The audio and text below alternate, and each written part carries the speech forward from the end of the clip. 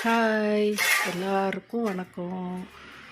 நமக்கு கார்த்திகை மாதம்னாலே திருக்கார்த்திகை முருகனுக்கு உகந்த நாள். எல்லாரும் நம்ம மலைக்குள்ள எல்லா முருகன் கோயிலுக்கும் போவோம்.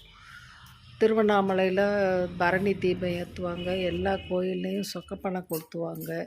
நம்ம வீடுகளில் 3 நாளும் விளக்கெல்லாம் வீடை சுற்றி அலங்கரித்து நம்ம பொருத்தி வீட்டை ஜெகஜோதியாக வச்சுருக்கோம். நம்ம அந்த திருக்கார்த்திகைக்கு எங்கள் வீட்டில் அந்த கார்த்திகை பொரி வச்சு ஒரு ஸ்வீட் செய்வோம். அந்த ஸ்வீட்டு எப்படி பண்ணுறதுன்னு பார்க்கலாமா? அதுக்கு அடுப்பில் சட்டி வச்சு அந்த அதில் நெய் ஓரளவுக்கு ஊற்றி பொடியாக நறுக்கின தேங்காய் பல் அதை நாம் வறுத்து கோல்டன் ப்ரௌன் கலரில் எடுத்து வச்சுக்கணும். இப்போ நான் கார்த்திகை பொரி 2 படி எடுத்துருக்கிறேன். அதுக்கு 200 கிராம் வெல்லம் எடுத்துருக்கேன்.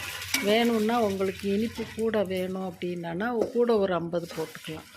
அதில் கொஞ்சமாக தண்ணி விட்டு அது நல்லா இளகி ஒரு பிசுக்கு பதம் வார அளவுக்கு நாம் அதை ரெடி பண்ணிக்கணும். அதில் சுக்கு பொடி நம்ம போட்டுக்கணும்.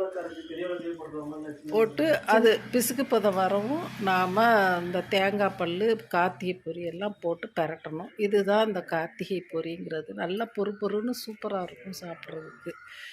இது போட்டு மேலே நமக்கு ஃப்ளேவருக்கு ஏலக்காய் பொடி பண்ணி தட்டி நாம் பவுடர் பண்ணி அதையும் போட்டு நல்லா பரட்டி அதை வேறு தட்டு பெரிய தாம்பாளத்தில் மாற்றி அது சூடு ஆறுறதுக்கு கை பொறுக்கிற சூட்டில் நாம் உடனே உதுத்து விட்டுறணும். உதுத்து விட்டால் தான் அது அந்த பொரியாக நமக்கு நிற்கும். இல்லை நம்ம விட்டுட்டோம் அப்படின்னா அது கட்டி சேர்ந்துடும். அதனால் நான் இப்படி சட்டியில் எனக்கு பழக்கம் இருக்கிறதுனால அப்படியே எடுத்து வச்சிட்டேன். அது மாதிரி நீங்கள் செஞ்சு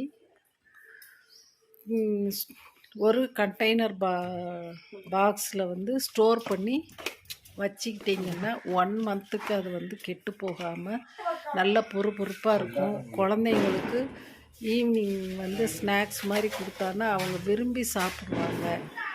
நீங்களும் வீட்டில் செஞ்சு பாருங்கள் இந்த கார்த்திகை பொரி கிடைச்சானா. தேங்க்யூ. நெக்ஸ்ட் வீடியோவில் நாம் பார்க்கலாம். பாய்.